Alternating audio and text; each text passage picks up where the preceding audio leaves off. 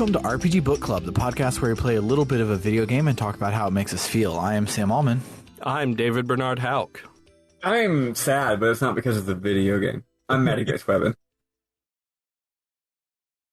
And you, Sam? Who are you? Introduce myself this time? Oh, okay. Yeah. Last time you introduced me, so I wasn't... Anyway. Yeah, now you're old news. Yeah. Cool.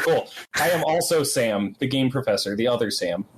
Nice. And today we will be discussing the remainder of the Midgar section of Final Fantasy VII.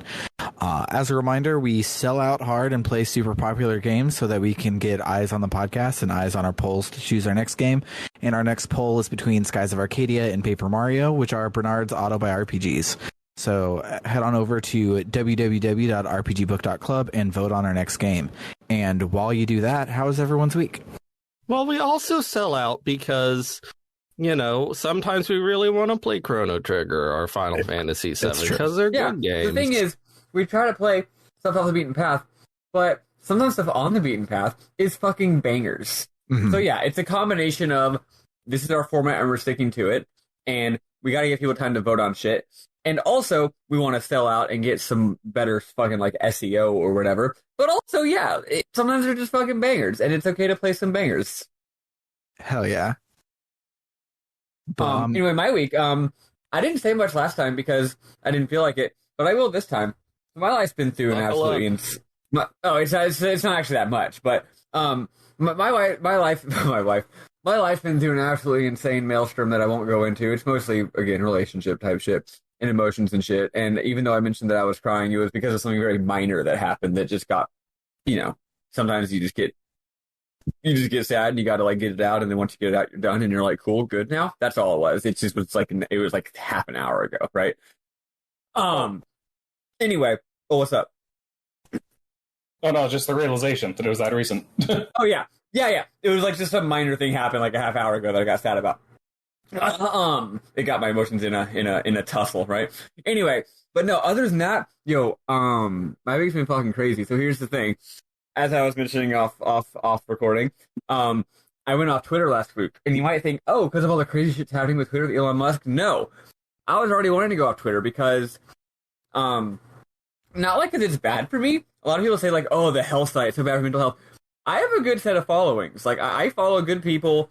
Most of my timeline is not insufferable discourse about stupid bullshit. It's like good, interesting discussion of important things, but I just realized that I didn't have the mental energy to give a shit about any of it. It's like, oh, some people on my timeline are having a deep, everyone on my timeline is having some complex discussion about like fucking NYC electoral strategy. That's interesting intellectually, but I'm not here for it right now. I don't give a shit. So, right? But then Elon Musk fucking bought Twitter. And I was about to get off Twitter, but then Elon Musk bought Twitter and everyone was like, oh, we're getting off Twitter now. And then I was like that little penguin where I'm like, well, now I'm not going to do it. Because I didn't want it to look like I was doing it for that reason. But anyway, no, I started driving the big truck last week, and I decided I was going to delete Twitter off my phone. Not to deactivate my account, but delete it off my phone because I'm going to be driving the truck and didn't need any distractions. So I did. And it turned out it was the worst possible week to get off Twitter because it's been fucking hilarious. Every day I get home from work and my girlfriend gives me an update of the insane shit that happened on Twitter that day. Oh, they added a second different kind of verification. Oh, they got rid of it. Oh, they put it back. Oh, now like Doja Cat was stuck being Christmas, but now she's Elon Musk. And I'm like, every day I'm like, you've got to be making this up. What the fuck are you talking about? No. And it's the craziest shit. But it honestly, like, I would not have possibly been able to focus on my very important fucking job if I had Twitter this week. So like, oh god, it rules. No, it's awesome. I think everything is extremely cool and great. Greatest week in the history of the internet. At least it's up there. But yeah, it turns out I'm really good at driving the truck is the thing. I won't go into it, but basically you have a certain score, and during your probation period, you have to get your score, which is essentially like, how fast did you complete the work based on how long we said that it should have taken you, sort of like, did you meet par, essentially? And you have 30 work days to pretty much hit par. And I I really kicked ass on my 4th day on Friday, and my score, when I found out what it was, my own jaw hit the floor at how good it was, because I know what a good number is, and was absolutely shocked that I had gotten that good of a number that early on. The next day, workday doesn't count, because on Saturdays your route's different, so it's kind of a wash, so that doesn't matter. So yeah, I'm really enjoying driving the big UPS truck. It fucking rules. And then on Sunday, I pretty much led a East Bay DSA general meeting pretty much single-handedly, because the co-chair is taking a break, so I'm stepping in to kind of fill in his shoes. We do have another co-chair, but for reasons that I won't go into, this was sort of more my bag than it was hers. Like, no shade on her, it's just that this has happened to be more my bag this time around, so I was the one who pretty much conceived of, designed, organized, planned, and then made sure to check the night before that everything was settled, and then also ran the meeting pretty much in its entirety from start to finish. And it was terrifying, and it was fucking awesome, and a couple people I really respect told me I did a great job. So that's all I need, right? Is some validation in the world. And now today, every single grad student worker in the University of California system, about 48,000 people, are all on strike. So, and I've been preparing for that as well, and I did that earlier today, and now I'm recording a podcast. So life is fucking crazy, but in a good way. And finally, Sonic Frontiers. It's like, okay, I promise I'm not saying this to make Sam mad. This was a thought that I thought of yesterday for actual game design reasons. Genuinely, I'm not just doing it as a troll. It's like, I was playing the game and I'm like, I used my Tim Rogers voice, and I was like, what if Banjo-Kazooie was good? But also was Death Stranding. Yes. Anyway, it's a fucking masterpiece. It rules. I love it. I am way too busy to play much of it, but I'm really hoping I can get in like an hour after we're done podcasting tonight or something like that. That's my week. Yeah, I played like an hour of Sonic Frontiers yesterday, and yeah, it rules. I love it. Yeah, I forgot Sonic's dumb voice. Yeah, I don't want to be negative about a person who's doing his job, but I've never been a fan of that voice. Well, it's even weirder too. It's like the voice directing's different too. It's the normal boom voice, but it's like lower. It's weird, but also it's not a big deal because the game is thankfully largely quiet. Nice. Mm-hmm. I missed so on GameFly you have to if you call dibs on a game, you have to call dibs on it 30 days before it comes out, and I forgot to do that. So now I have to fight the queue, and so I'm putting in the current game we have right now, putting it in the mail tomorrow, and hopefully I get Sonic.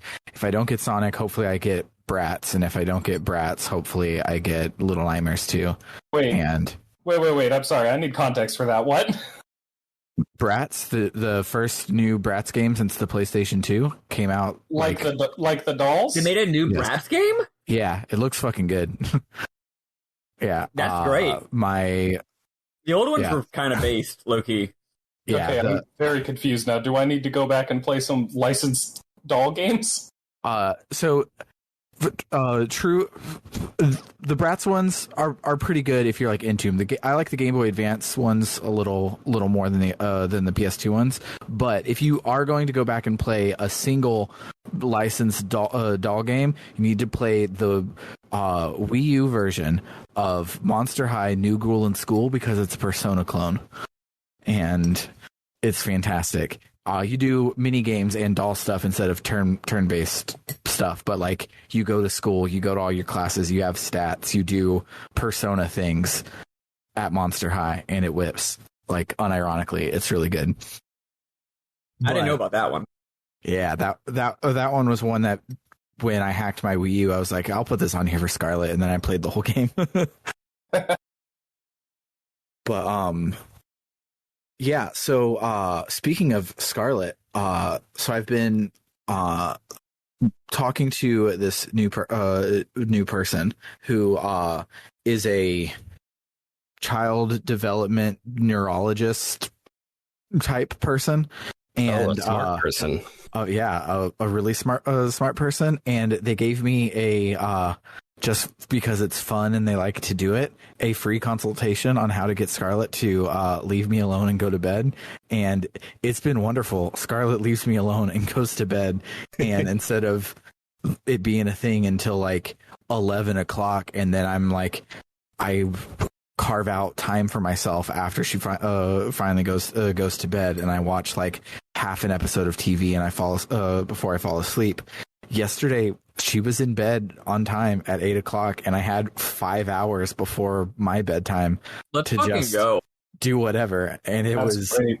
amazing. I highly recommend dating smart people that you can get their smart stuff for free, because the medical system is broken, and there was no way I would be able to take her in for a consultation myself.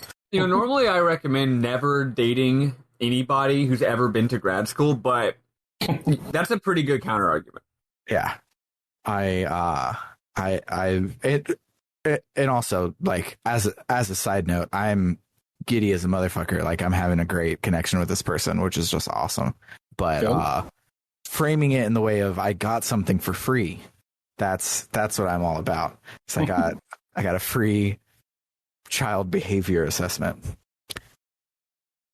Nice. I just find it funny that your daughter is named Scarlett, because we're going to be talking about Scarlett a lot coming up soon, I think, in the Final Fantasy VII.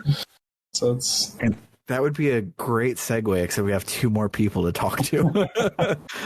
Yeah, honestly, when you said speaking of Scarlett, I was like, oh, are we talking about it already? I didn't even go. No. The little one. Bernard, how was your week? My week was pretty good. So for months, I have had no dates, and I had 2 dates this past week, Hell yeah. Let's fucking go. and they were nice. That's all. Love to have dates. Also, some exciting stuff is probably happening in my life that I don't want to talk about yet. It's very exciting. All right. Also, I'm sad because Twitter is probably going to break, and I love Twitter. Yeah. Here's the thing. Every time some shit happens with Twitter the last couple of years, there's always that big thing where everyone's like, oh my god, they changed something about Twitter. There's some big new change, like new ownership or some new direction. This is it for Twitter. Let's all jump on Mastodon for 1 week, and then after a week we get bored and come back to Twitter. And I'm always like, guys, who cares? But here's the thing. Whenever people talk about how someone's going to ruin Twitter, what they always mean is they're going to make it bad. It's going to be worse. The experience is going to get shittier. There's going to be a lot more just like fucking like fascists all over the website or whatever. What I never really thought about was with Elon Musk, I was like, oh, this is going to be the same thing as always. It's just, going to be a big kerfuffle, and then it won't matter. But I was thinking too small. I was thinking in the sense of like he's going to ruin Twitter by making it too shitty. I never would have thought, no, he might ruin Twitter by driving the company into bankruptcy, and then Twitter literally stops existing. I mean, it might... that was beyond the boundaries of what I would have predicted. And I mean, it might literally break because, like, he's firing all the engineers. Yeah. Again, that's all not what I had in mind. So you know what? I might be wrong on this one. Maybe Twitter actually is going to die for real this time, and not in the way that everyone pretends every year. I think it'll probably break really bad for a while, and the company will be sold for like $50, and then fucking Yahoo will try to rebuild it. Yeah. Yo, what if RPG Book Club bought Twitter? Yes. That's kind of what I want to happen, is like what happened with Tumblr, where they bought it, fucked it up, and then sold it for way less than they bought it. Yeah. But hopefully not ruining it as bad. I don't know. Meanwhile, I was never really on Twitter, and I used Twitter more like a Tumblr anyways, and I only retweeted things. So I'm back on Tumblr and just am reblogging things. So if you want to find me, that's where I hang out these days, instead of the Twitter that I literally never used. What about you, Sam? How was your week? And even though I didn't ask you about your week last week, so this can also be a several months since last we talked. Oh gosh, yeah, a while. Well, yeah, my week was God of War Ragnarok mostly, honestly. Nice. Oh no, wait, it was God of War Ragnarok and also finishing Yakuza 6. I'm sure I'm not the only person here who loves the Yakuza games, or the only person that anyone here has heard talk about the Yakuza games, but they're fucking incredible. I love them so much. I wish I'd played them earlier. They're definitely one of those worlds I finally started playing them. I was like, oh man, I really should have played this the moment someone recommended them to me. Yakuza is the greatest game series of all time. I'd love to play them one day. Have none of you played Yakuza? I've played Yakuza 0 and some of Yakuza 1 on the PlayStation 2 and some of Yakuza Kiwami. Yakuza 0 is an absolute masterpiece. Yeah.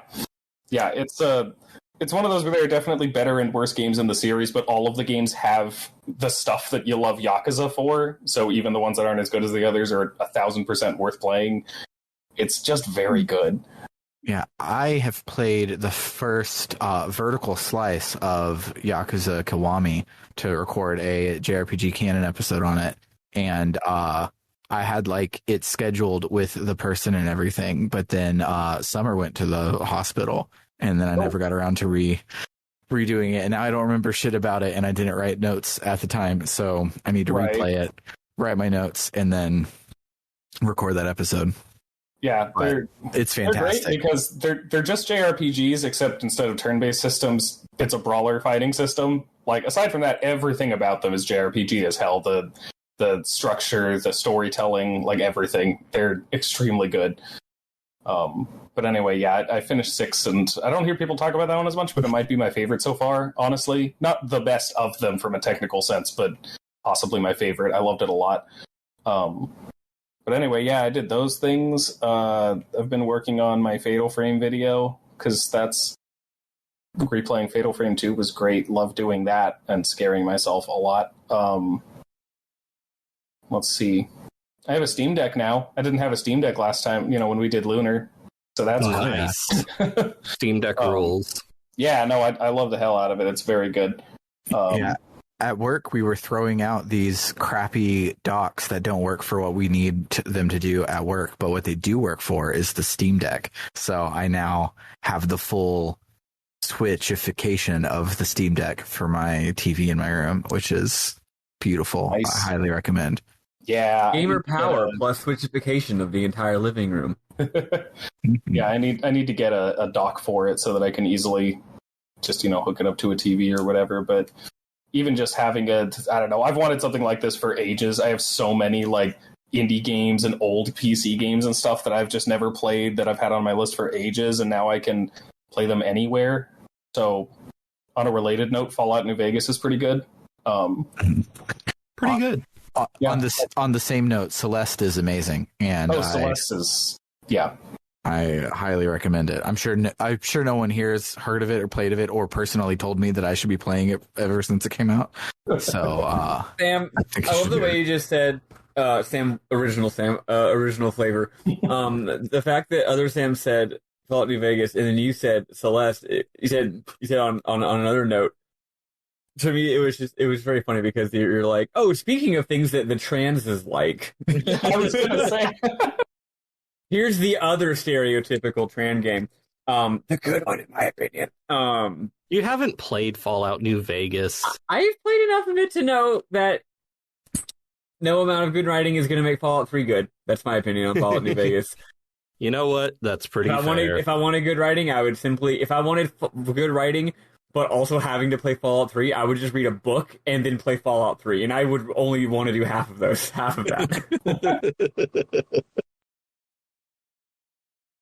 Well, anyway, yeah, my week was okay, so, yep. Oh, yeah. My week was fantastic because I got to play Final Fantasy VII. And there, towards the end of it, I was looking for a save point to stop, and instead I beat the whole thing because there were no save points for, the last big chunk. So, yeah, I played the crap out of it, and it was great. And so now we're going to play a fair use amount of Final Fantasy VII music and hope we don't get sued, and then talk about the plot. We got to make sure we comment on it.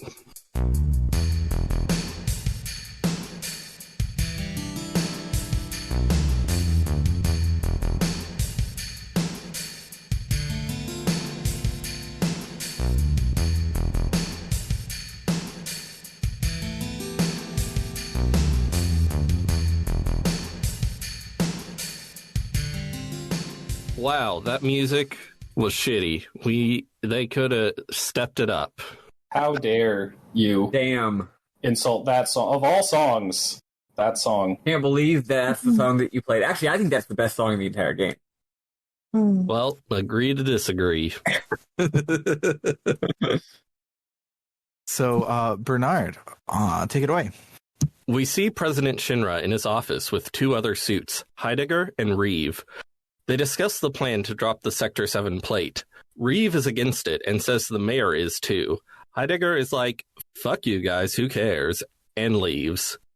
President Shinra tells Reeve to take some time off, then declares his plan to no one in particular. His plan is to destroy Sector 7, then the reports will blame Avalanche, and the heroic relief efforts will be handled by Shinra. So everyone will love Shinra and hate Avalanche, and also they'll get rid of Avalanche and kill everyone. For fun. Cloud, Tifa, and Aerith fall into the sewers. Sewer dungeon. A giant beast shows up and we kick its ass. We go through 2 screens and find a way out of the sewer, so it wasn't much of a sewer dungeon after all. There weren't even any sluices. At that point, it's really just a sewer-themed hallway. Yeah. Yes. The gang finds themselves in the train graveyard, which is like there's a bunch of dead trains there, near the train station to Sector 7. The gang heads through another very short dungeon and arrives at the base of the support pillar. The other members of Avalanche are battling Shinra on the pillar. Wedge, who hasn't been mentioned in the notes yet because he hasn't done or said anything important yet, falls from the top of the pillar to his certain death but is apparently still alive. So, Maddie Grace, there is another instance of someone falling from a great height and living. There we go. So, in this universe, human bones, just, they got hands. Good bones. They must drink lots of milk. Which is totally a real thing. Yes. Wedge tells Cloud to go help Barrett fight Shinra. Tifa asks Aerith to go to 7th Heaven and take Marlene somewhere safe. Cloud and Tifa head up the pillar. On the way, they find Biggs and Jesse gravely wounded. At the top of the pillar, Cloud and Tifa meet up with Barrett. Reno jumps down from a helicopter and presses a single button on a terminal which sets a bomb in the pillar to self-destruct. The gang fights Reno, who is not very tough. Eventually, Reno bails and the gang tries to disarm the bomb, but it's not working. The helicopter flies back to the tower. A Turk named Sung taunts the gang and tells them the bomb will explode if they touch it. Barrett starts blasting, but Sung's like, be careful, you don't want to hurt our hostage, who is named Aerith. Cloud asks what they're going to do with her. Sung says he doesn't know. The Turks were just ordered to capture the last remaining ancient. Aerith yells that the girl is safe, and Sung fucking slaps her. Not cool. The helicopter flies off, and the pillar starts exploding. The gang finds a very convenient cable that they use to swing all the way from the Sector 7 pillar to the Sector 6 gate. The pillar collapses, and the Sector 7 plate falls, killing everyone in the Sector 7 slums. We see President Shinra watching from Shinra Tower, listening to opera because he's a villain. The opera here is interesting. It's literally an actual bit of, like, it's an extra from some actual opera. It's the only bit of music in the game that isn't by Nobuo Uematsu. It's not on the game's soundtrack or anything. But I guess they just got the rights to use, like a 10-second fucking clip of some random-ass opera so that they can make the villain be, like, you know, fancy and shit. Actually, I'm going to look up what opera it is because I used to remember. It's not one that I like enough to remember what it is. So I'm going to look it up and tell y'all later. But it's a strange cutscene. It's an FMV. It's funny to me because that makes sense to do, but also Nobuo Uematsu wrote an entire goddamn opera for the previous Final Fantasy game. Yeah, because I don't know. That's a trope that's just so common in movies, but I guess in this exact era of games, like, licensed music wasn't, like, a thing that much in games. Certainly didn't start becoming a thing until the PlayStation 1 era, when you had things like Tony Hawk's Pro Skater, you know, or, like, GTA, like, 3, I don't remember if 1 and 2 had licensed music, or, it wasn't until you started having games set in, like, the real world that would have, like, like hip hop or punk rock or something that you would have licensed music. So this weird little snippet of just actual not video game soundtrack music is, I mean, it's not like any later game does this either. It just stands out as a very odd little thing in my opinion, and I always forget, and then it happens, and I'm surprised. It's very weird. The gang collects themselves at the park at the Sector 6 gate. Barrett is overcome with grief at his daughter and his comrades dying in the catastrophe. And this is probably the most emotional scene in any JRPG up until this point in history, in my opinion. Tifa tells Barrett that she thinks Marlene is safe, but Biggs, Wedge, and Jesse are gone. Tifa wonders if this is their fault, since Shinra was trying to wipe out Avalanche. Barrett says no, Avalanche didn't do this, Shinra did this, and their fight isn't going to be over until they destroy Shinra. Cloud moseys off. Tifa realizes he must be worried about Aerith and tells Barrett that she asked Aerith to take Marlene to safety. Tifa and Barrett join Cloud and ask if he's going to help Aerith. He says yes, but he needs to know about the Ancients. The screen goes black. An ominous text says, "The blood of the Ancients flows within me. I'm the rightful heir to this planet." That's not Sephiroth's voice. Cloud mutters Sephiroth's name. The gang heads to Aerith's house. Lots of TH''S this week. I don't like it. When they arrive, Elmira immediately knows Cloud is here about Aerith. She says Shinra came for Aerith here. Cloud asks why they're after her. Elmira says it's because Aerith is the sole surviving ancient. Elmira tells the story of how she came to adopt Aerith. 15 years ago, during the war, her husband was dispatched to Wutai. She received a letter saying he was coming home on leave, but he never arrived. She went to the train station every day waiting for him. One day, she found a woman on the ground and a little girl crying over her. The woman told Elmira to take Aerith somewhere safe, then died. Elmira took Aerith into her home, and they bonded quickly. Aerith told Elmira about how she and her mother had escaped from some kind of research laboratory, and her mother had already returned to the planet, so she didn't feel lonely. Elmira asked if she meant somewhere in the sky, but she said no, that it was this planet. One day, Aerith walked up to Elmira and said, "Please don't cry." Elmira was like, what? Aerith said someone dear to Elmira had died. He wanted to see her, but he already returned to the planet. A few days later, Elmira received word that her husband had died in the war. If he did that, I'd be like, dude, my kid got some bad vibes.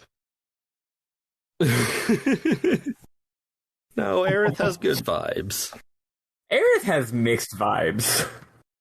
I say that with love. Yeah, she's fair. awesome, but her vibes, she's got some contradictory vibes. Later, Sung arrived at Elmira's house and told her they've been searching for Aerith because she's an ancient. Elmira's like, "Oh, what's an ancient? Looks pretty young to me." Sung says the ancients will lead us to a land of supreme happiness. Aerith will be able to bring happiness to all those in the slums. Aerith denies being an ancient and runs off, but Elmira knew of her mysterious abilities, hearing voices when no one's around. And I just want to say, there is some really creative filmmaking in this part of the game. There's a part where we see the present gang in the kitchen talking, and then it pans up, and the gang is just off screen, and then past Aerith walks down the stairs, and it pans down, and now it's past Elmira in the kitchen. It's really cool. It's very modern American really theater. Yes. Yeah, that was actually one of the things that I'd picked as a memorable moment, just because I love the immediacy of it. Like, it almost gives the impression that she's, like, flashing back to it, you know, that she's remembering it very vividly, because it just doesn't even cut to it as a flashback. It gives it a very big, like, emotional immediacy to me that I really, really love. Mm-hmm. Yeah. That's definitely a memorable moment, but I had to say it now so I wouldn't forget it. Cloud says it's amazing that Aerith avoided capture all these years. Elmira says it's because they need her help, so they couldn't harm her. Tifa asks why she was captured this time. Elmira says Aerith brought a little girl here, then Sung arrived. Aerith traded her freedom for the girl's safety. Barrett tells Elmira that Marlene is his daughter and apologizes for Aerith getting captured because of her. Elmira tells Barrett off for neglecting his child.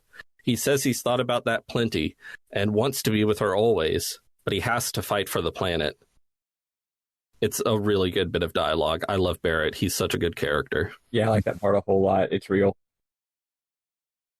Elmira tells Barrett that Marlene is upstairs. Barrett goes to see her. Eventually, Cloud heads upstairs too, and Barrett tells him that he wants to help Aerith since she did so much for him. And the fact that he gets to do so by kicking Shinra's ass is a nice bonus. Marlene tells Cloud that Aerith asked her a lot of questions about him and that she thinks Aerith likes him. Cloud heads downstairs and Tifa says she's coming too. She feels guilty about getting Aerith involved in all this. Barrett asks Elmira to take care of Marlene for a while longer. He advises them to go somewhere safer. Elmira agrees to this as long as Barrett promises not to get himself killed. The gang doesn't know how to get to Shinra Tower from here because there's not a train going there anymore, so they head to Wall Market to see if they can find anything there. Conveniently, they find that the destruction of Sector 7 caused a bunch of debris to form the shape of a terrible dungeon that leads right to the part surface. Of the game, I feel like I feel like it's the definitive Final Fantasy VII moment. Like, that might sound like a funny thing to say, but what I mean is, I'm not saying it's the definitive moment as far as its narrative or its themes or its all the things that are so good about it. But FF7's got this weird fucking jank that no other game in the series has and almost no other JRPG has, mostly involving its use of pre-rendered backgrounds and the weird ways that they look and the gameplay that you do within them. Is all over the game, and this is like pure fucking like unfucking cut FF7 weird jank, this part of the game, and I adore it. It is they completely cut it out of the remake. They actually subtly transposed its mechanical conceit to a different part of the game. But for all intents and purposes, they completely cut it out and replaced it with a normal dungeon with beautiful music. It rules. It's funny because there's like no battles. There's just a bunch of walking around trying to figure out what the fuck you're supposed to do. But this section in the remake is like the most action-packed part of the game. Yeah, I mean, we're finally going to be the big damn heroes. So you're running up the highway and there's a beautiful sunset and there's some stupendously good Masashi Hamauzu music playing. Yes, and there's lots of fights. Conceptually, it makes a lot more sense that way. To be this big heroic, assault. But instead, it's just like, yeah, what if you really couldn't tell what was a platform and what wasn't, and then you just sort of the Cloud did little 3D Lego jumps onto various random things that you're like, oh, I guess that's a surface that one can stand on if you felt like it. And then there's like a golden chain of destiny or whatever. Yes. Yeah. And to top it all off, to make this even more of a quintessential Final Fantasy VII thing, the instructions for the minigame are translated incorrectly. They tell you to jump at a time where it will not work. They tell you to do it before it gets too close. Yep. But you have to do it when it's closest. That explains so much about every time I've played through this fucking section. I had no idea. I was just always like, man, the timing is really janky and weird and bad. I'm mad now. I've played this game so many times. I'm so mad. Actually, you know what? I'm going to go ahead and say it. Because I feel very clever about this. The part where they transposed it, for the record, once in the FF7 remake, once you get into Shinra Tower, if you recall, before the fucking stairs scene, instead of you entering the building via stairs or via storming in, which means via stairs, there's like the lobby floor first, and in the lobby, you have to do this weird platformer segment where you play as Tifa and have to do weird jumps, and then you have to unlock the door. That's this. They were just, they just took the same idea of weird platforming bullshit and moved where it was in the game and made it, I would still say, a little boring, but at least boring in a nice, chill way, instead of in an absurdly stupid way. Oh boy, yeah. So the gang heads through the terrible dungeon and arrives at the entrance to Shinra Tower. Barrett says he's heard that the floors above the 60th floor are restricted, so they're probably holding Aerith somewhere there. He wants to just go in the front door and start blasting, but Tifa says they should find a sneakier way in.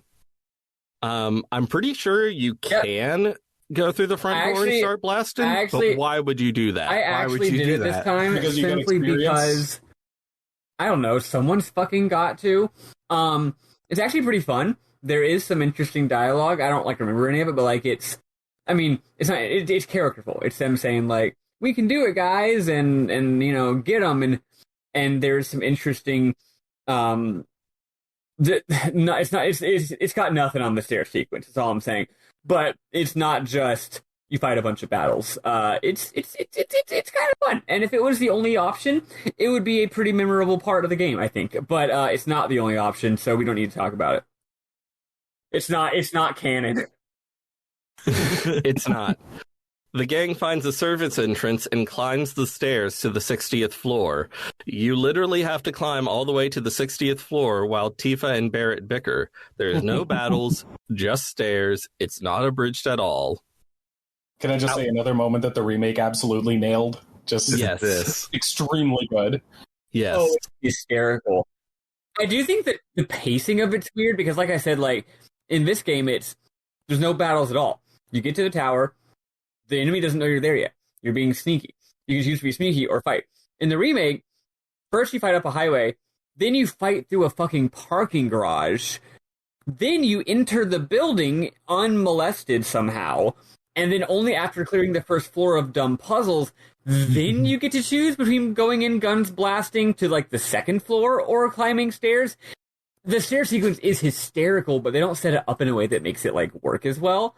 I don't know. That's just, I love the remake. I think it's incredible. That is one of my biggest critiques, is that they just really botched the way that whole sequence is, the way the pieces are put together. It's just are we gonna climb stairs at some point? And then you finally do, and it's great. Also, I do think this is meant to be a little bit of a cute joke about the magic tower in FF6. Another dungeon that is entirely tower, entirely stairs, except that is an actual dungeon that you fight monsters on the way up. And this time they're wait, what if you didn't, though? At one point on the stairs, Tifa calls Barrett the R word, which incredibly has apparently never been changed in an official release. Oh, gosh. Yeah. Apparently you play this on the PS4, it's still there. It's so bad. It's really bad, but I can't help but find it hilarious from a game that is otherwise so... The game is otherwise so unproblematic. I mean, I know there's the... Well, no, there's not. All the queer stuff from last week is great. The game is so unobjectionable and holds up today in so many ways. Anyone can play the game today and still fucking love it, even if they don't play old games, except... And that just makes this part stick out in a way that I cannot help but find hysterical. It really can't weird. be understated how much that word was just kind of normalized back then. I think that's the thing. It's wow, we've really changed as a society. Man, in a lot of ways, society still sucks, and there's still a lot of bigotry. But somehow, everyone in the world got the memo that we don't say that anymore. Apparently we did eventually get that memo, so to see it today is so bizarre. I still, on rare occasion, hear people say it, and my immediate gut reaction isn't, whoa, it's, what year is it? Yeah, it's different than other slurs. If I hear someone say other slurs, I'm hey, not cool, dude. But I'm yeah, some people say slurs that aren't okay. But when you hear that one, you're did I fall? Was I in a coma for 20 years? Like, or were the last 20 years actually fake and it's still 1997 again? Like, it's very exclusively like a specific type of like right-wing chanter or something that uses it at this point. It's very strange. Yeah. I have to use this moment to bring up the fact. I have to remind you or inform you if you don't know yet that.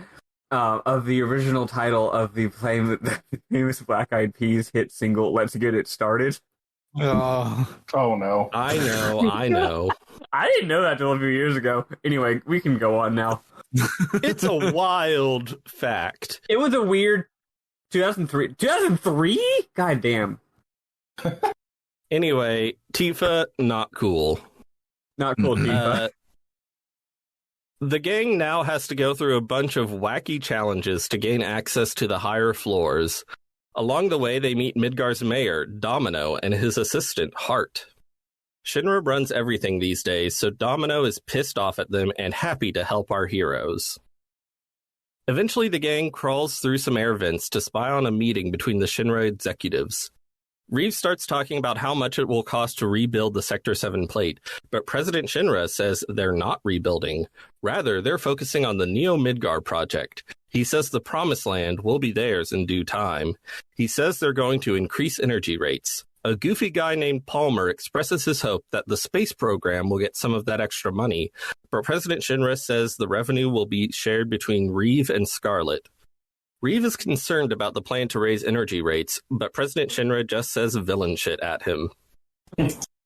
A guy named Hojo walks in. He is clearly a mad scientist. President Shinra asks how the girl is. Hojo says that as a specimen, she's inferior to her mother, Ifalna. Which I forgot that Aerith's mother had a name. Mm-hmm. Me too. Hojo says all the mad science he has to do can't be finished in their lifetime, which is why he's thinking of breeding her to create offspring with the strength to endure his research over a longer period of time. Gross. Oh god, there's a lot of fan fiction about that, isn't there? I just realized and I don't want to look. Oh, I'm sure. The meeting concludes, and the gang tails Hojo. Barrett asks if Cloud knows Hojo. Cloud says this is the first time he's seen him, but Cloud seems to know more than he lets on. The gang sneaks into Hojo's laboratory, where they see him regarding one of his specimens in a glass enclosure.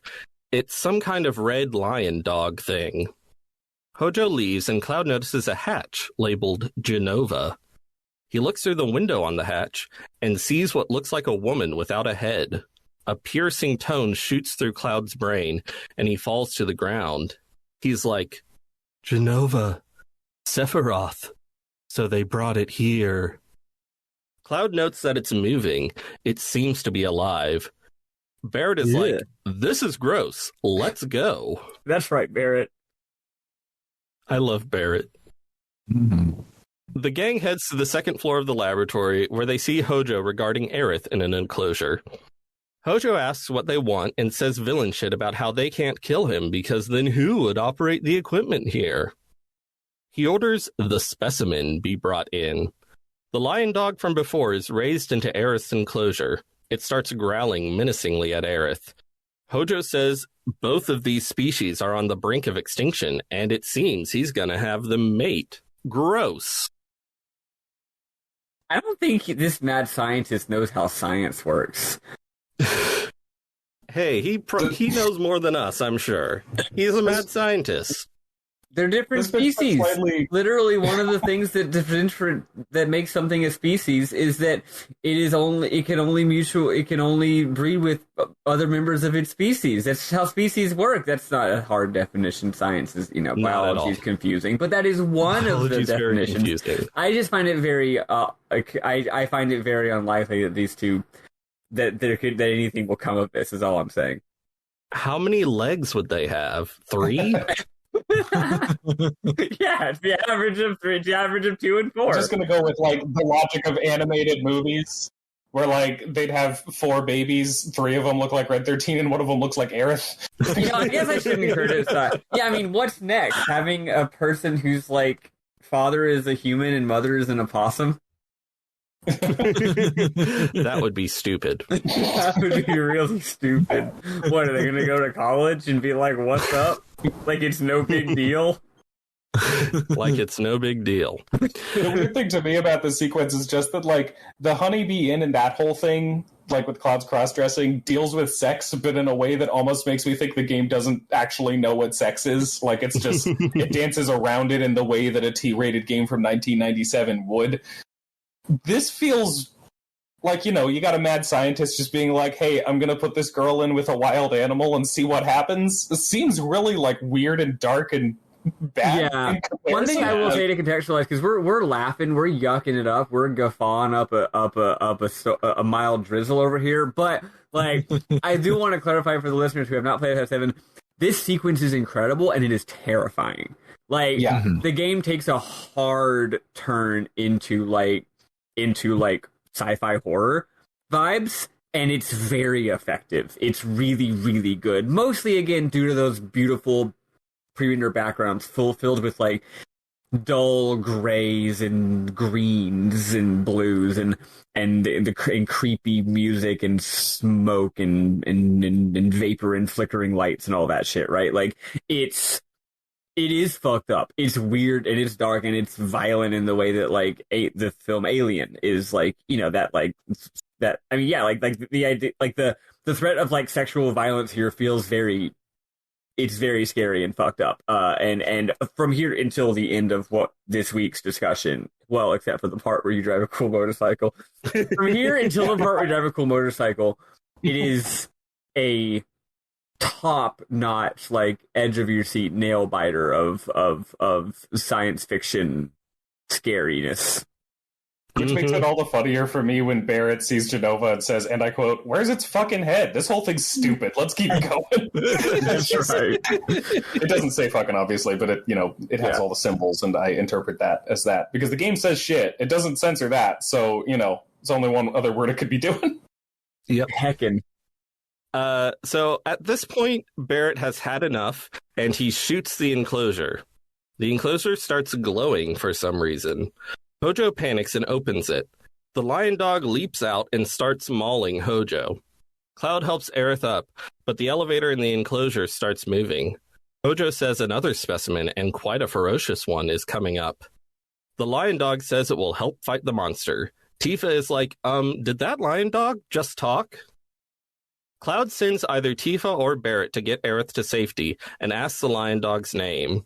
He says Hojo gave him the name Red 13, but Cloud may call him whatever he likes.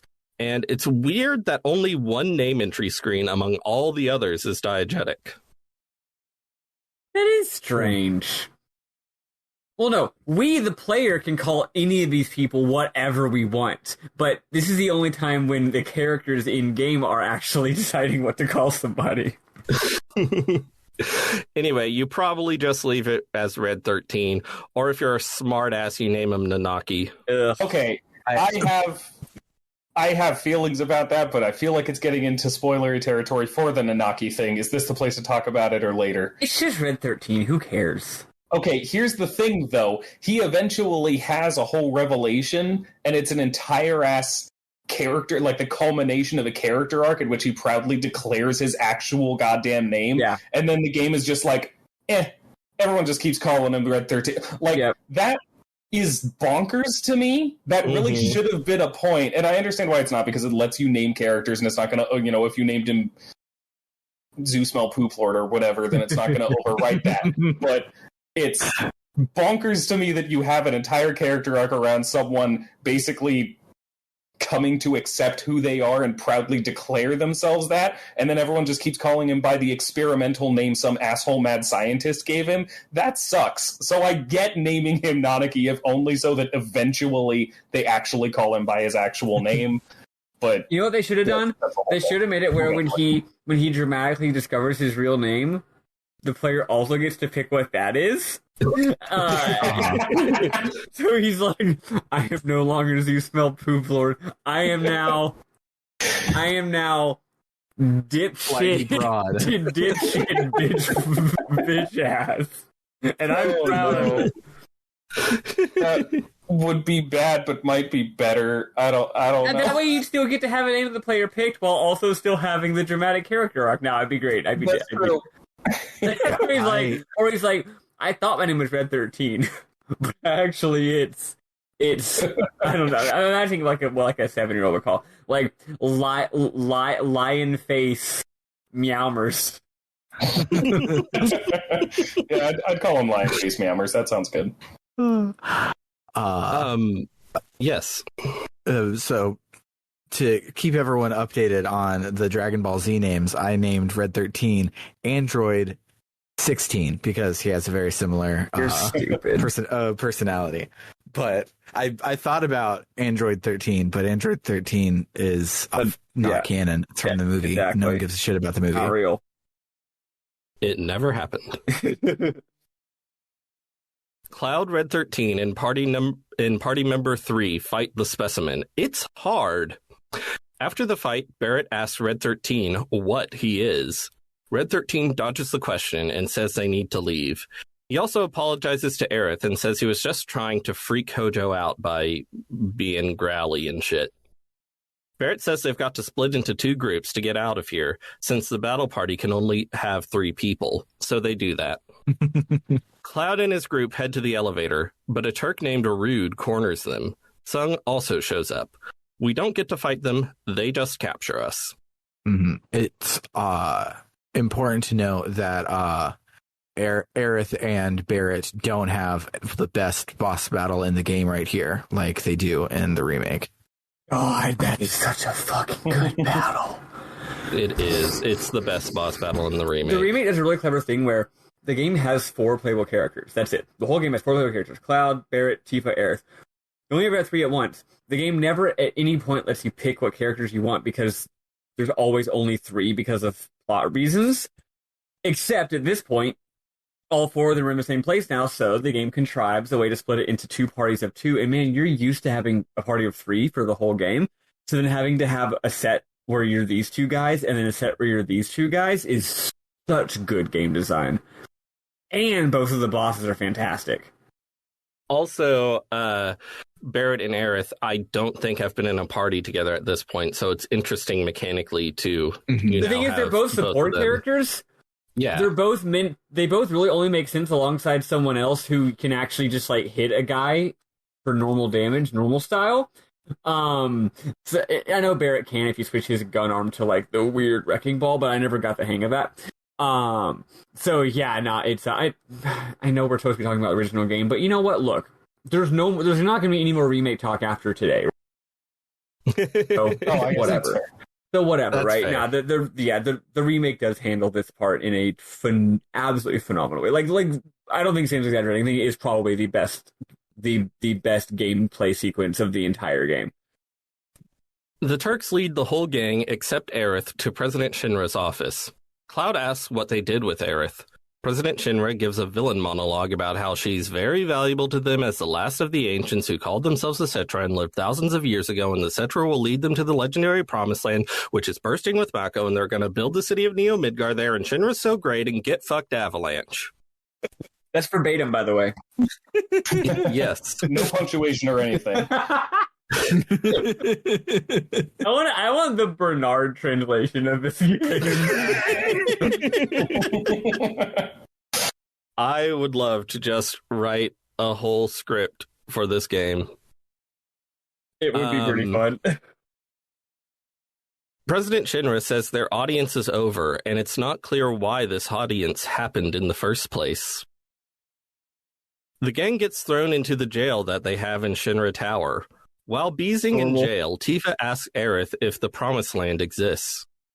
She says she doesn't know. All she knows is the Cetra are born of the planet. They speak with the planet, and they unlock the planet.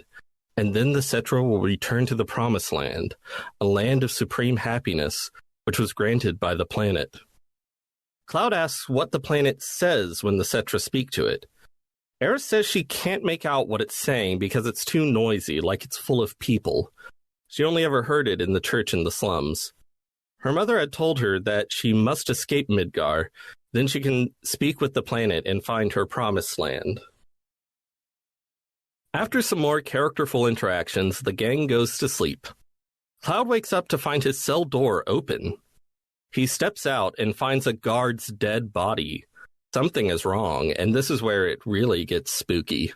Yeah, I was going to say, in terms of the ship of horror, this sequence is fucking incredible. It gets creepy. It gets creepy earlier, but yeah, this is the point where, like, you get captured. There's a bit of a break. It's a very clear act break, like before you're in jail and then after you're in jail. Like at this point, it is like you're no longer like you've completed the dungeon. The dungeon's over. Now we're in sort of uncharted territory, I guess. Cloud alerts the rest of the gang to what's happening. Red 13 runs ahead and Barrett hangs back because the battle party can only have 3 people.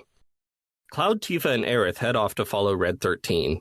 There's more dead bodies along the way, and lots of blood. In the lab, they find that the Genova specimen has been stolen. The gang follows the trail of blood all the way to President Shinra's office.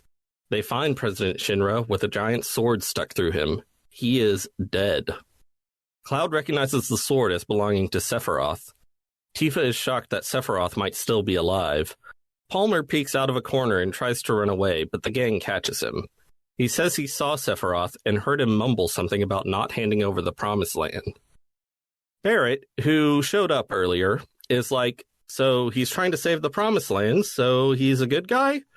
Cloud says Sephiroth is most definitely not a good guy. He must have some other goal.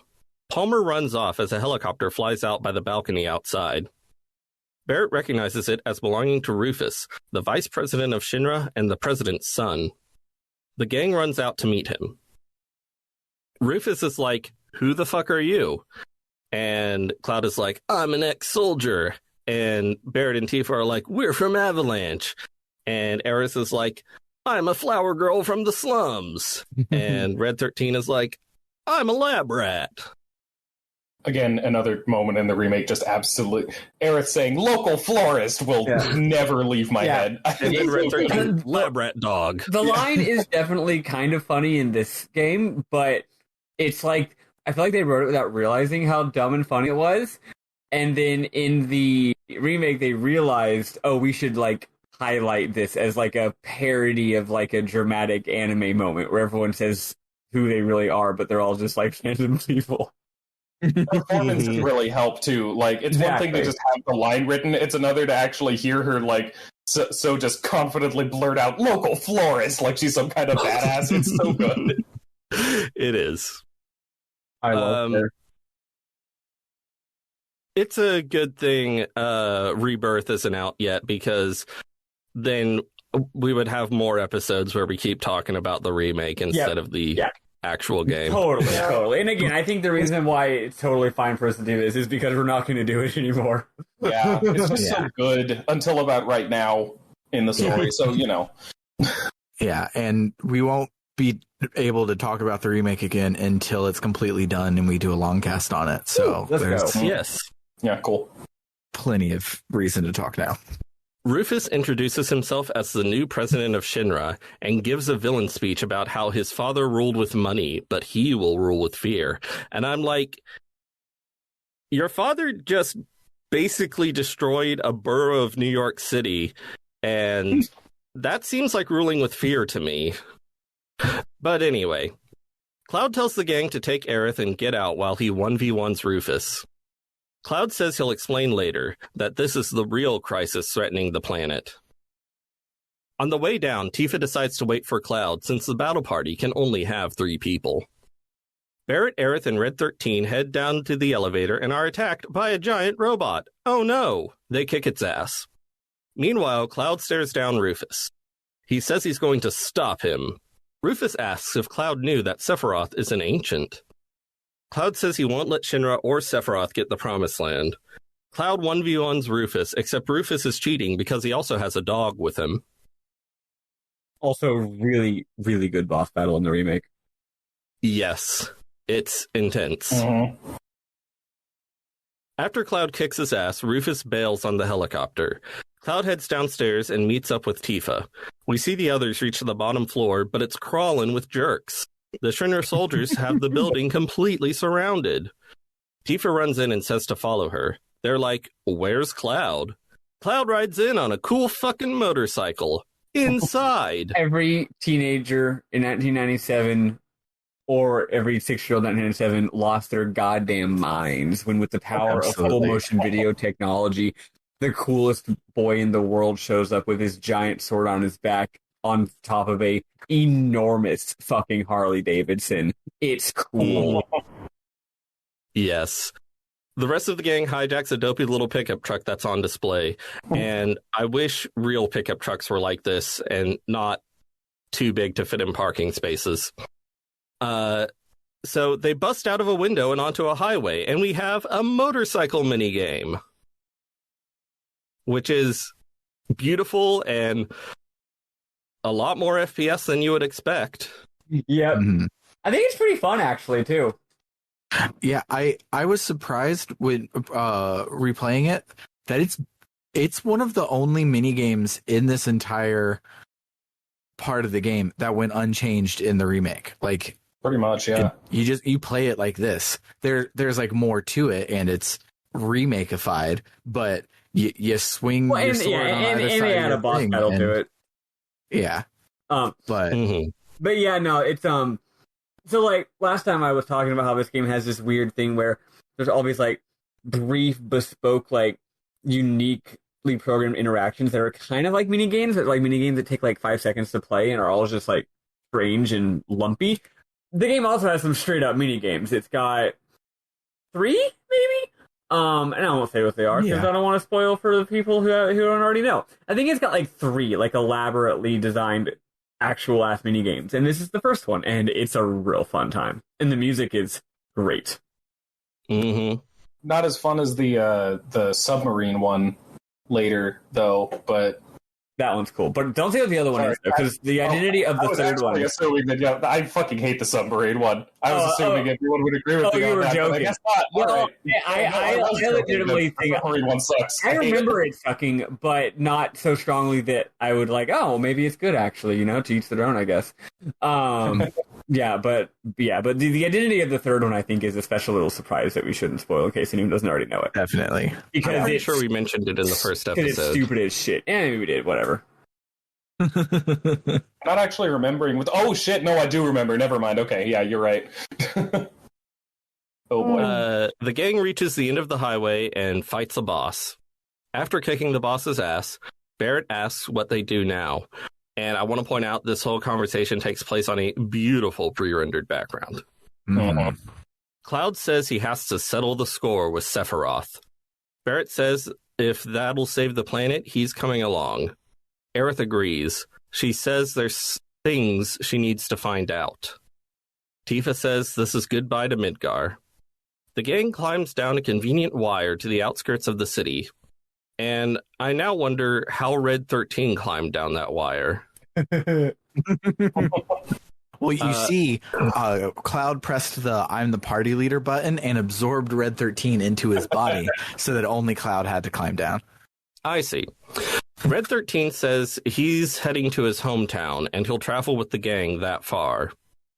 Barrett says they need a leader and it should be him, which makes sense. He has done leader things before.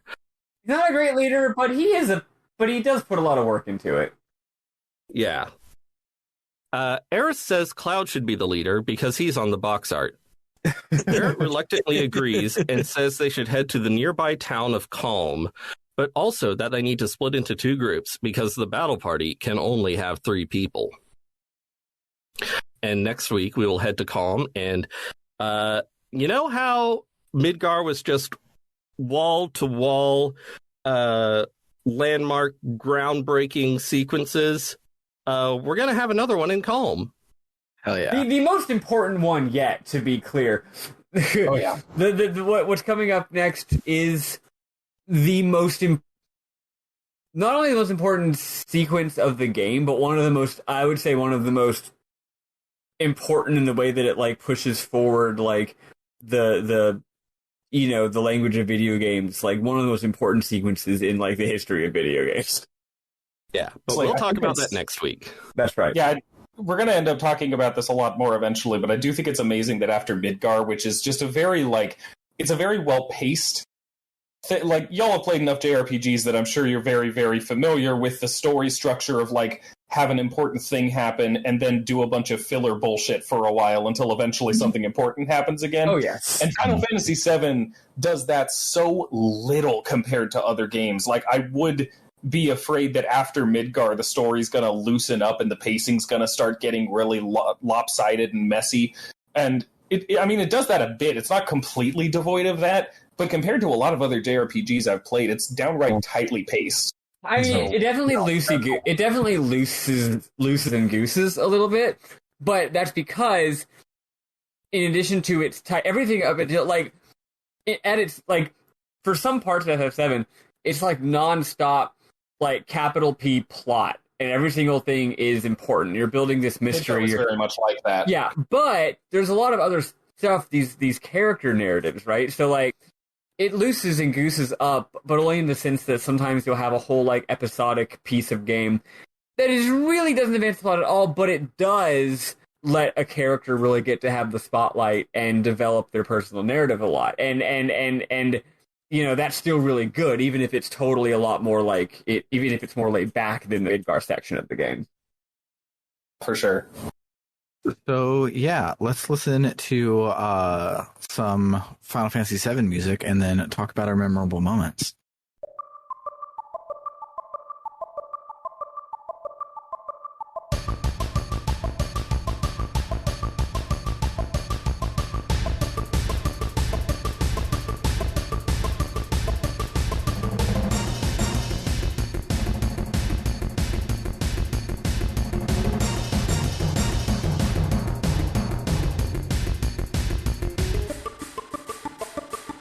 Now that track was great.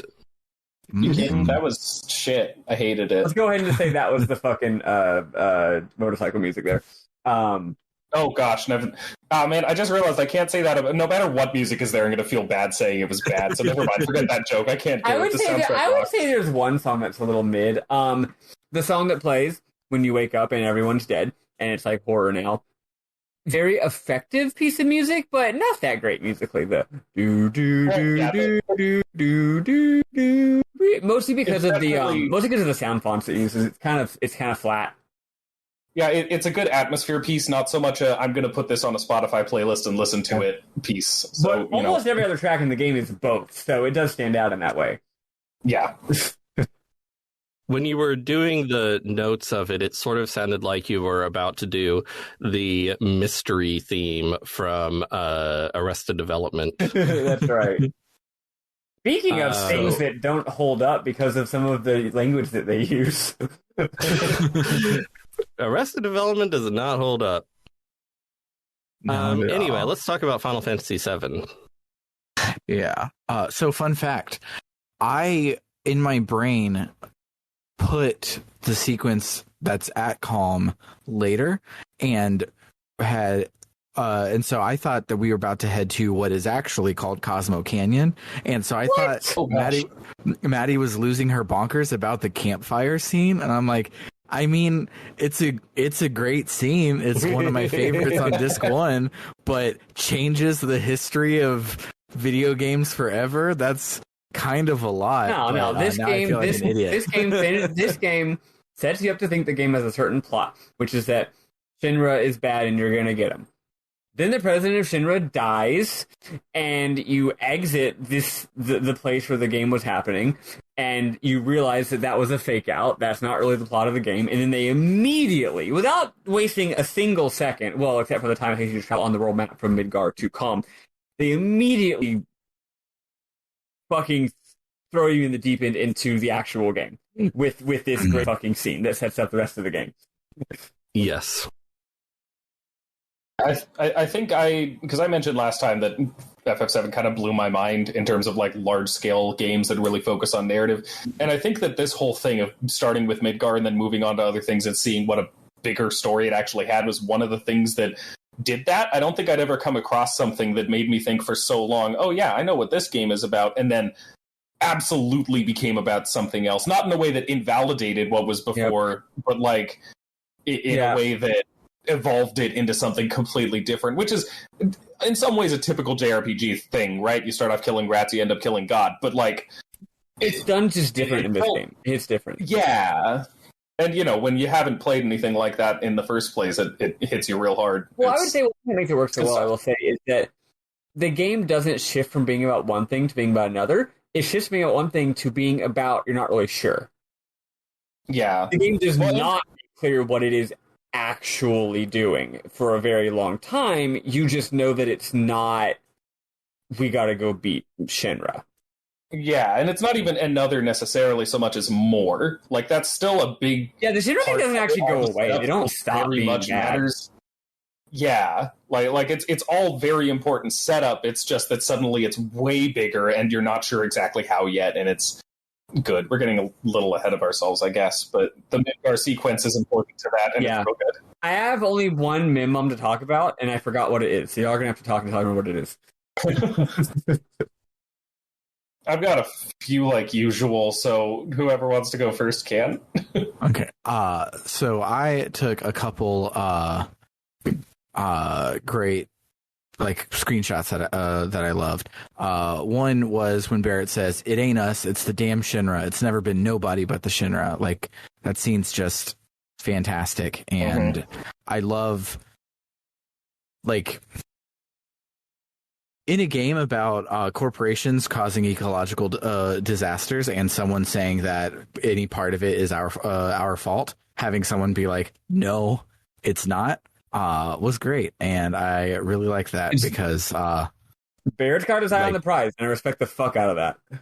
Yeah. I also really like how they, in the original translation, they inconsistently refer to it as Shinra or the Shinra. The Shinra, yeah.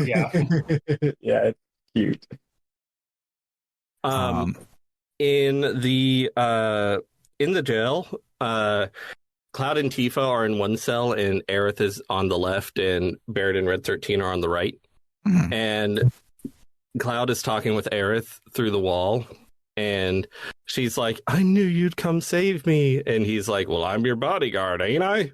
And she's like, "The deal was for one date, right?" And then Tifa's like, "Oh, I get it."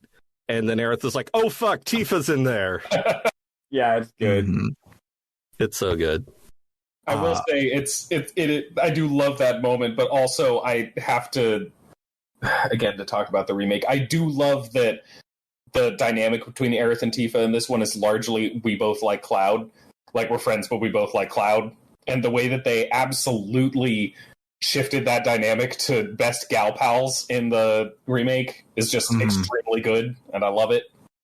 In the remake, there's a lot more time for them to have a relationship at this point in the story. And yeah, it's great. Remember when Barrett fucking dies? Yeah, I don't feel bad about talking about the remake. I don't feel bad about spoiling that. In the remake, there's a fake out where you think Barrett dies, and for a second I thought he really died, and I was like, holy shit, that would be a very bold way to totally change the story, but then it turns out he didn't really die. They kind of got me for a second, though. Capital SF some feelings about the way that the remake swerved near the end, but we're not talking about it. We're definitely not talking about that. I'm to, but I have the feelings, and they're very strong. Anyway. Speaking of things I have really strong feelings about, so back when I first played this game, my big brain opening to say that the graphics are good actually is that this game doesn't have 3D models, it has 3D sprites.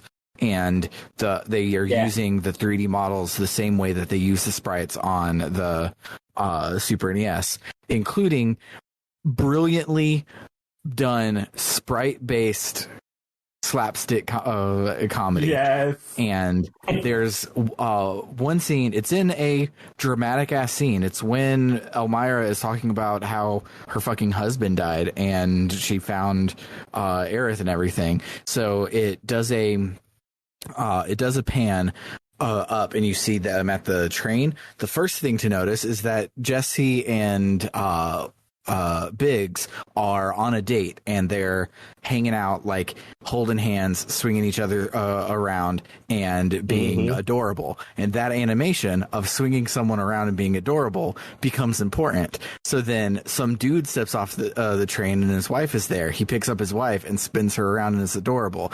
Then a real big old man comes out and like his 12-year-old daughter is there, and she picks up her dad and spins him around with the same animation, and they walk off, and then the scene continues, and it's so good. I love it, and I'm never deleting this video file off my PS5. There's also in the very dramatic scene where they're at the top of the pillar and Reno is running off. He sort of runs into Tifa and she just spins in place for a little bit. Mm-hmm. It's very silly. Oh, and then the final one that I have. Actually, no, I have two more.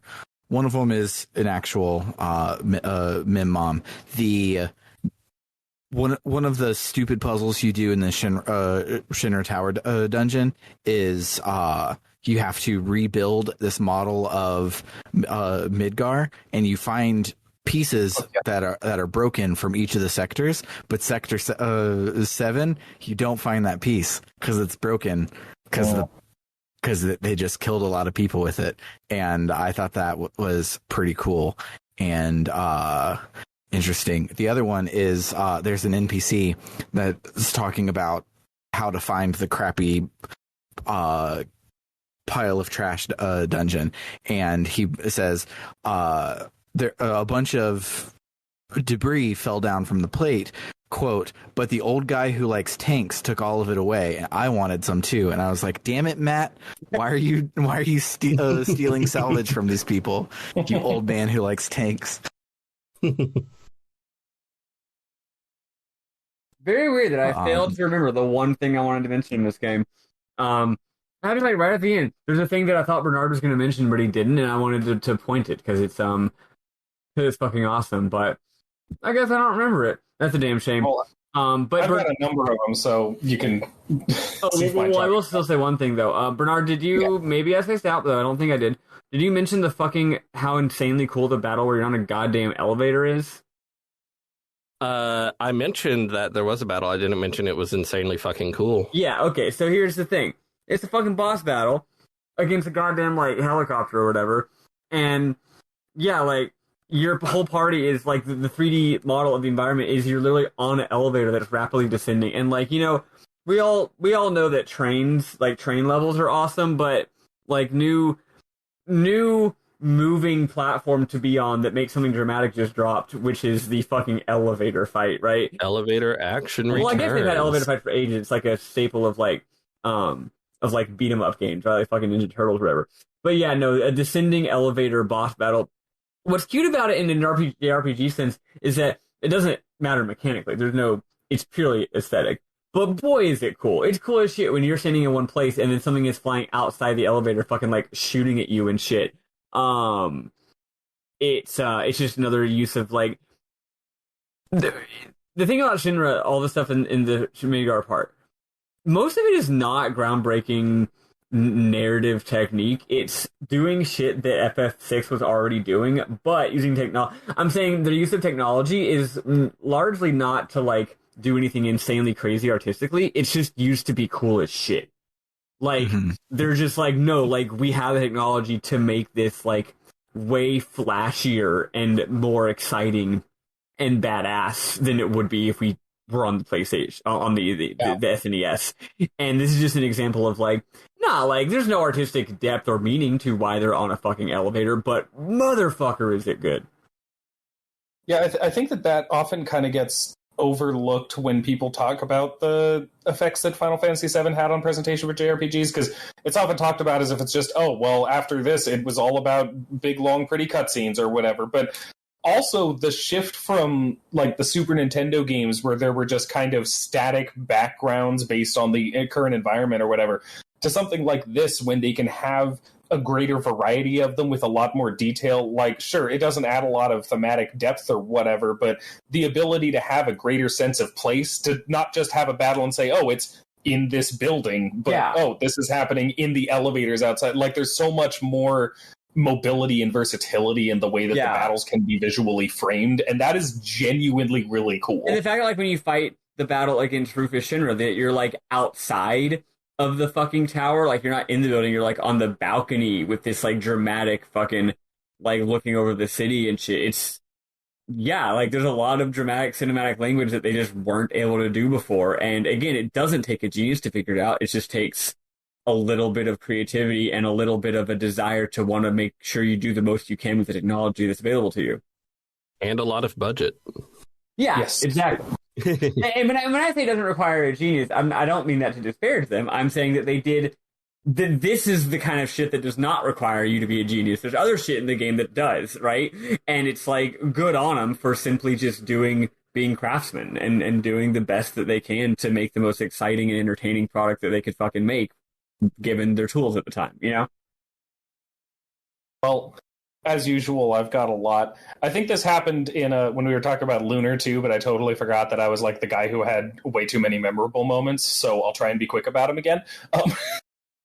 During the FMV cutscene where the plate falls on Midgard, there is like the whole thing I think is pretty effective. It conveys the horror of the plate dropping well, but there is one particular shot that always just like kind of viscerally freaks me out, and it's a shot from inside of a house in Sector 7, and you can see outside the window the plate starting to fall, and the power goes out, and there's, this view from the perspective of someone who is about to be fucking crushed.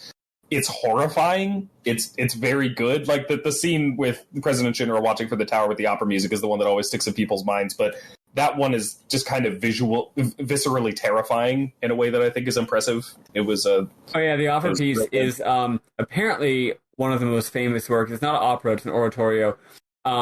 Excuse me. Well, that means that it's not like a play. No one's wearing costumes and shit. They're just like singing, like what's the really famous one by fucking Handel, like Messiah. Like, that's an oratorio, right?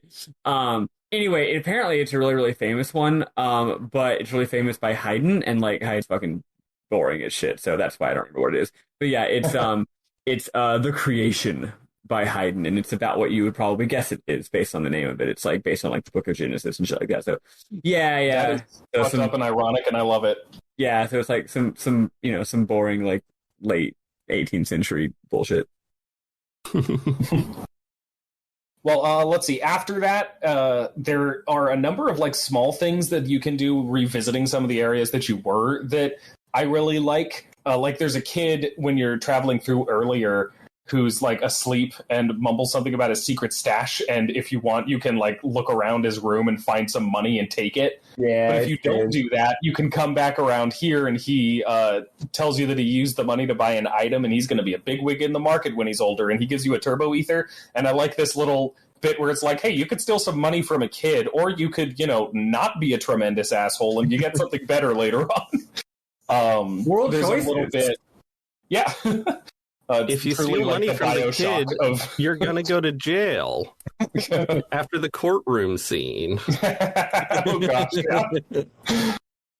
There's a nice little bit where if you go to the chapel after the plate falls and Aerith was taken and such, there are two kids there, and they say they'll take care of the flowers for Aerith since she's gone. Yeah, like and so that's just kind of a nice little touch. There are just a few nice little things. Also, if I remember right, the guy that are sick isn't there anymore. Or am I remembering wrong on that? I don't know. I didn't check, but I do believe that that's true. Well, because the guy that are sick is a fucking mysterious. Don't spoil it, spoiler, right? Yeah. Yes. Oh, yeah. It is. Every time there's a weird guy. Well, this happens multiple times in the game. Is what I'm saying. You're gonna run into these weird people who have some kind of illness, and I'm pretty sure most times that happens, they end up not being there later.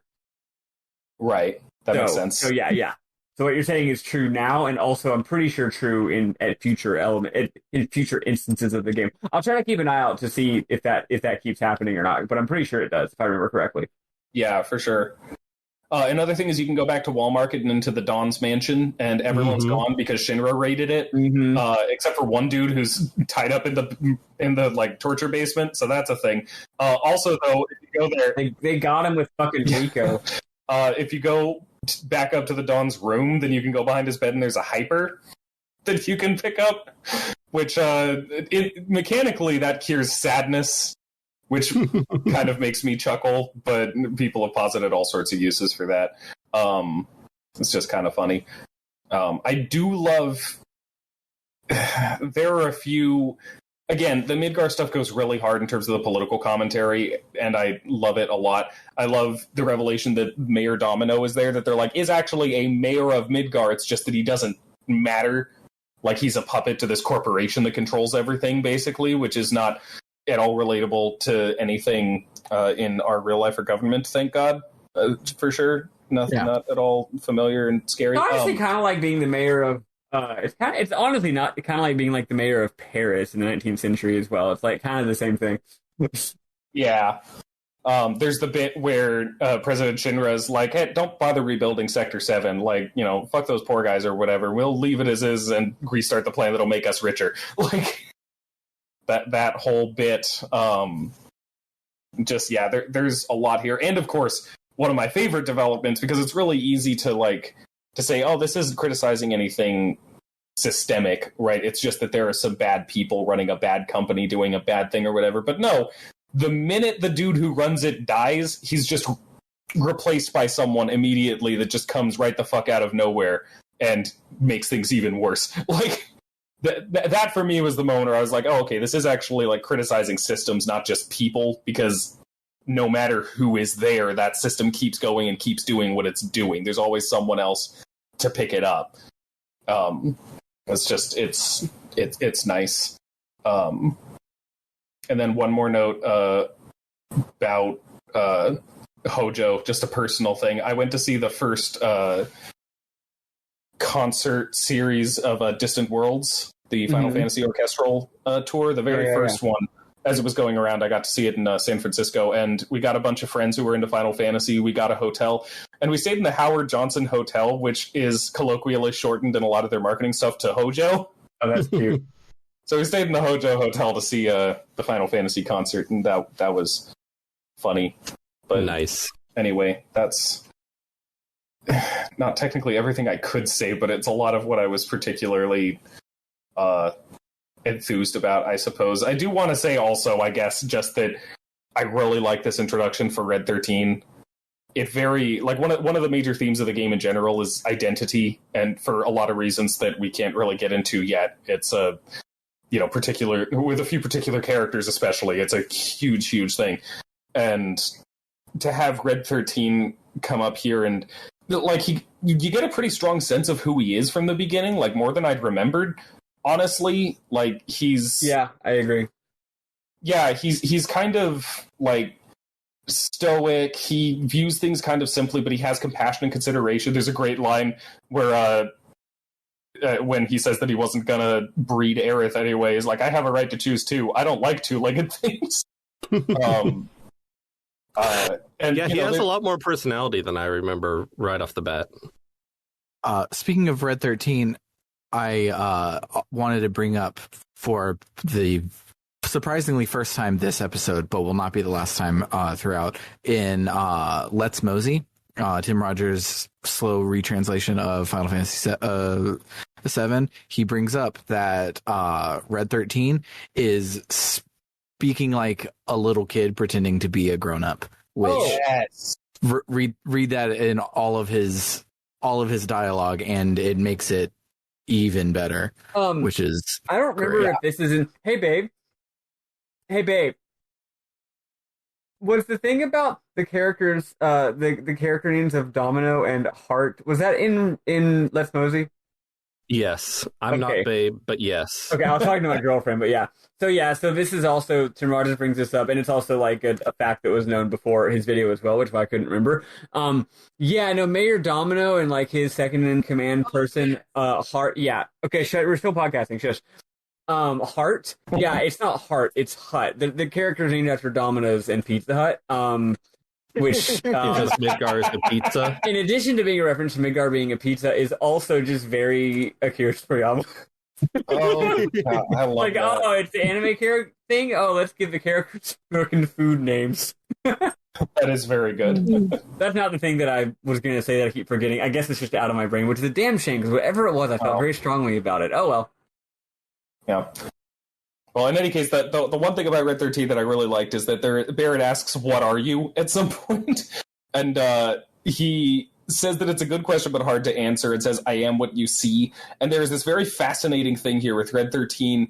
But between that and refusing to actually say his own name, just saying, "Yeah, call me by whatever name you want, whatever name I was given by this dude," like he's refusing to claim any identity for himself at first. And that mixed with the whole talking like a child pretending to be an adult thing, like it's a really interesting introduction for the character that has a lot more going for it than I had caught on my first playthrough or two. And we'll talk about a lot more when we get to Cosmo Canyon. In a game that is so much about other characters questioning and rediscovering their identities, it's funny that Red 13 doesn't have that problem because he just doesn't bother constructing one to begin with. Right. I mean, the only one that he has is one that he doesn't like. Well, they're getting a little ahead of ourselves, I guess. But, like, yeah, it's great. He's great. I love him. Oh, which does remind me, I don't have my... I did actually look, unfortunately. There is one what if the breeding thing actually happened fanfic that I found. But the rest that actually has Aerith and Red 13 in it are basically just giant polycules. Like, sure, it's Aerith and Red 13, but it's also Aerith and everyone else and Red 13 and everyone else, and that's making me realize that I'm going to have Red 13 on my poly shipping chart when I figure that out, and I don't know about that. That's your Well, right. he doesn't like two-legged things, so he wouldn't be into any of these people. Okay, that's fair, actually. That's a good way out. Look, I believe in the Harkness principle or whatever. I don't know what you're talking about. I have no idea what you're talking about. It's named after Jack Harkness from Doctor Who, but it also applies to like Kirk and Star Trek and stuff. In terms of like, don't know what you're talking about. It's basically the principle that whether or not it is ethical to have two characters romantically or sexually involved is not based on their form but on their sapience. When you're dealing with like aliens and stuff like that, that if it looks like an animal but is a completely sapient creature, then it is ethical, that kind of thing. So theoretically I wouldn't be against it, but he does look entirely like an animal and I'm not super comfy. So look, all I have to say about that is it's your right to do whatever you want, and I do respect it, but I don't have to like it. Yeah. But yeah, anything else to say before I read the same words I say every week? No, read those. Oh wait, no, there was one more thing. I'm sorry, I had to point this out. Well, I foreshadowed this last episode. Yeah. So the game's music, I mentioned before that it foreshadows some of the game's main themes. Aerith's theme shows up, but in a 6/8 time version in the church. The main theme of the game shows up as a really dope, funky, fresh version when you're in like the maybe Sector 5 dungeon. That one, it's that's got the main theme of Final Fantasy VII in it, but in minor key, and a few other places as well. Oh, it does. Wait, yeah. What? Oh God, how have I never noticed that? Oh my God. Yeah, it's a huge fucking deal. And also, there's a few other tracks that foreshadow the main theme of Final Fantasy VII in various ways. But the final foreshadow happens right here when you're outside right after the motorcycle scene, and there's that beautiful scene of everyone talking about what they're going to do. You get a 6/8 version. It has those like those nice little arpeggios. That's also the main theme of Final Fantasy VII. So that's the last time you hear it foreshadowed. And then, of course, the second you exit that screen, you are now on the world map where you actually hear the main theme of Final Fantasy VII, which is a beautiful piece of music. It's 7 fucking minutes long or something, which is way too long for a world map theme. You're never going to hear the entire song unless you just sit there on the world map and chill and listen to it. You should, because it's really beautiful. It doesn't just have like a sort of a part and a B part that it goes back and forth between. After that, it switches into minor key and has a lengthy, extended, like second section that happens for a while, and then eventually it comes back to the main theme. It's very, very lovely, and I love that. Like, I would have to go back and look, and I could if I wanted to, but like, there's at least 3 or 4 tracks in the Midgar section that contain that theme within it. It's very, very cool, and the final one again appears right at the part we just did. So the end. I also want to mention that there are multiple times this week where all the party members are just standing around, and you as Cloud can go and talk to all of them and see what they think about the situation, and I really like it. You can like go up to Aerith and party chat. When Rufus shows up, and she's like, I've heard no one's ever seen him bleed or cry, which is a good line. And then when you're outside Midgar, you can talk to everyone and be like, hey, are you sure you want to go on this journey? And they're like, yes. And it's good. The end. Dope. This game is good. The end. We have no more episodes to cover. It's very good. Yeah, this is the end of Final Fantasy VII, as we all know. It's just Midgar. So yeah, that'll do it for the week. If you liked what you heard today and you want to help us offset the costs of running the show, head on over to www.rpgbook.club, where any and all donations are put back to the show to make it better, to offset hosting costs and stuff like that. If you donate $1 more a month, you get access to our Book Club no Kiseki episodes a month before everyone else, as well as be able to vote on our polls, like the one we have up right now, to between Skies of Arcadia and Paper Mario. If you bump up your monthly contribution to $5 a month, you will also get your name shouted out at the end of every episode, much like these cool people who are named thusly. So did you not bring it up again? I had clicked off of it to look at something else like 5 seconds ago.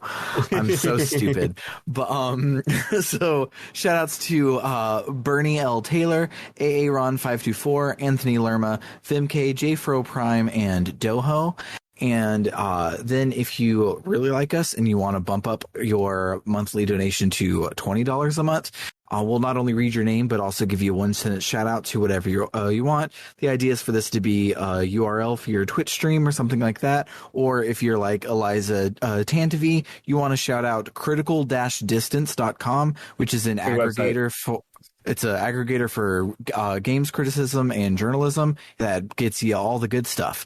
So head on over there. If you happen to like games and talking about them, I don't know why you would listen to this podcast if you were like that. Yeah, because that's where all the good stuff games, is. In which case you should. This is your favorite podcast. Yeah. So you want to go to Critical Distance if you like good games and people who talk about those good games well. Otherwise, stick around here. We gotcha. Our other luminary, Carr, is a dentist, so his shout out is not for his Twitch stream, but for your mouth. And he asks that you brush your teeth twice a day. Most importantly, the time right before you go to bed. For RPG Book Club, I have been Sam Allman. I'm David Bernard Hauk. Okay. And I'm Sam the Game Professor. Toodaloo, folks. Goodbye.